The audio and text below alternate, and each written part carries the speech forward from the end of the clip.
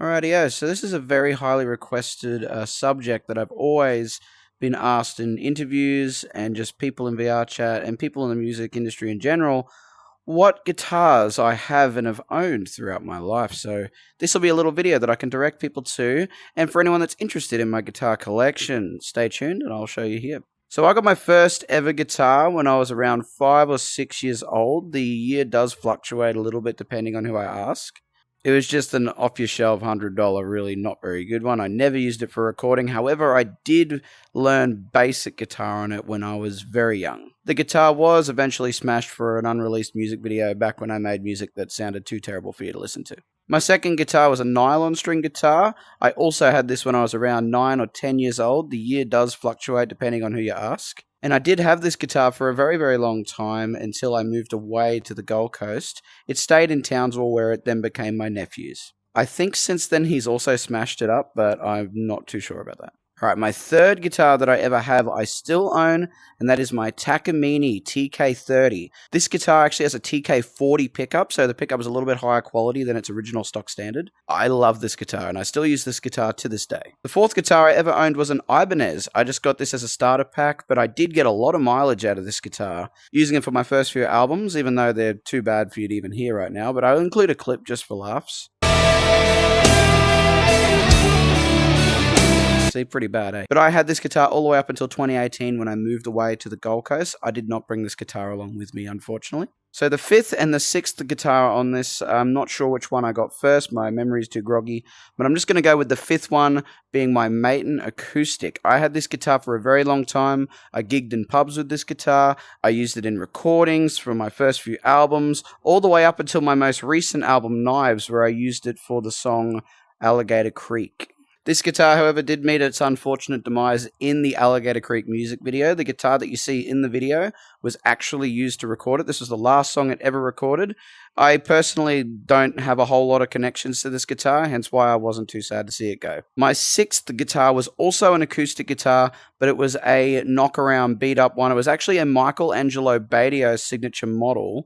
It was a Dean acoustic guitar with had like these cool flames on it and like a skull and crossbones on it. This guitar personally never really sounded all that good. We got it for like $200 and I used to use it just when I'd busk. However, we did give it a rifle send-off in my Architects Meteor cover.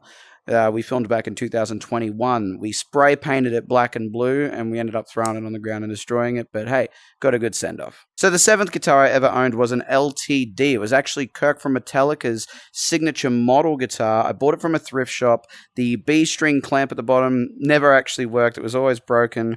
Never got it fixed, but I used to use it back in 2015, 16, 17, and up until 2018 when I moved away. I used to use this guitar when I used to do covers in my old bedroom back in Townsville. I did bring this guitar with me to the Gold Coast where I continued to use it on my first album, Time Has Come For Us. However, this guitar also met its demise in a cover of Blinding Lights by The Weeknd. I ended up throwing it in the river and then giving it away to a couple of kids who were watching us film. I believe they've still got the guitar to this day. I signed it for them. Shout out to you kids if you're watching this video. So the eighth guitar I've ever owned was another Ibanez. Got it from a thrift shop. I was sick to death of my LTD not having a B string being able to work on it. So I bought another guitar that would actually be able to utilize me having the B string. This guitar sounded pretty good. And again, I used it a lot on Time Has Come For Us. But honestly, this was just a temporary guitar until I got my ninth guitar. So I ended up actually selling this guitar back to the thrift shop that I originally got it from. So I bought it, played with it for about a year and a half, and then after recording and making a lot of music with it, I gave it right back to where it was, and it was put back on the shelf. And a couple of years ago, I went back to that thrift shop, and the guitar was still up on the wall for the exact same price. Funny how the world works, eh? So the ninth guitar that I ever owned was my first ever Paul Reed Smith. It was just the standard with the cherry finish. I absolutely loved this guitar. I used it a lot on Time Has Come For Us and Direct Your Hate Here. In fact, the guitar that's on my model is actually the red Paul Reed Smith that I had all those years ago. We've just never updated it. So I'm going to call this next guitar 9.5 because I bought it at the exact same time as the Paul Reed Smith. This was my Epiphone Double Neck G Series. I more bought this guitar just for the shock factor, but I ended up getting a lot of mileage out of it, and I used it, again, a lot on Time Has Come For Us, and I even used it on my song Punching Bag with Alpha Fire. The main guitar and all the guitars that you hear in Punching Bag are done with the Double Neck G Series. So I owned this guitar from 2018 all the way up until 2024 when I gave it away at this year's Furdu charity auction. To the person who owns the guitar now, please take care of it and look after it. I do really like this guitar. So I used both of these guitars for quite a while until I sold the Paul Reed Smith and I bought another Paul Reed Smith when I was in Tasmania for a holiday. This one had more of an orange look to it and was also a custom. The pickups are a little bit different and the sound of this guitar, I absolutely love it. It's so good. I've used it on Direct Your Hate here. I used it on Knives and I'm also using it on my upcoming album as well. I use it on the tour as my guitar that is in tune to drop D. So yeah, I love this guitar. I have no intention of losing this one. And that leads us up to my 11th guitar, my current guitar and the best guitar that I've ever owned.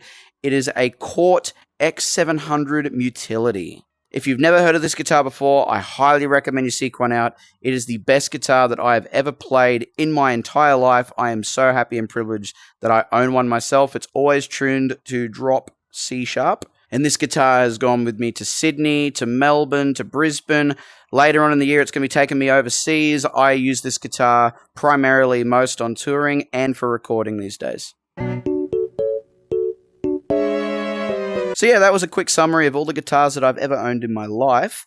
I'll do a really quick note here at the end. I will not do one for bass guitars because I've only owned 2 bass guitars in my entire life. One was just a crappy one that I got as a part of a starter kit. I used to use it a lot when I was learning how to make music.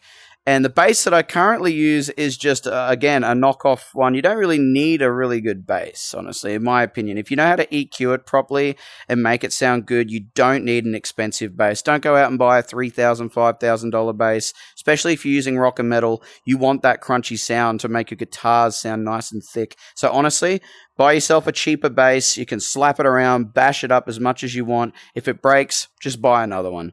That's just how I make my music and how I do things. Anyway, thanks for watching this little video, guys. Hope you have a great rest of your day. Goodbye now.